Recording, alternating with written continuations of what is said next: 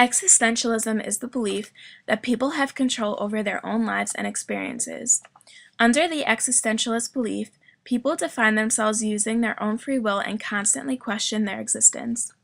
One important key factor of existentialism is self-awareness and the fact that it is the center of morality.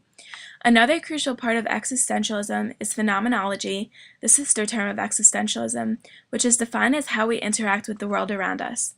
Existentialists would argue that racial discrimination, death, and identity would not have importance without existentialism itself. In the article White Normativity and the Racial Rhetoric of Equal Protection, Robert Wesley states that the roots of racial thinking in natural science is a phenomenon that is seldom explained. Without the concept of race, genocides such as the enslavement of African Americans and the Holocaust would have never been recognized. Jews who were inflicted by the inhumane acts of the Holocaust came out questioning the world, such as the importance of their religion. My grandmother was a prime example of this.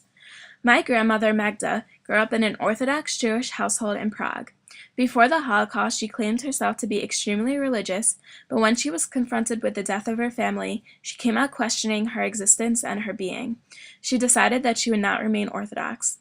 In the article Race, Life, Death, Identity, Tragedy, and Good Faith, the author states that the loss of innocence about life that awareness of death brings may result in less intense experiences of being alive. Existentialists are confronted with the notion that death comes to everyone regardless of race. The author Naomi Zak states that the acceptance of life after the realization of inevitable death does not avoid the catastrophic nature of death. Existentialists know that death is possible at any time and accepts that part of life. It is understood that death is a natural way of life that cannot be avoided. Awareness of death, which destroys one's sense of an eternal life, creates what existentialists call existence.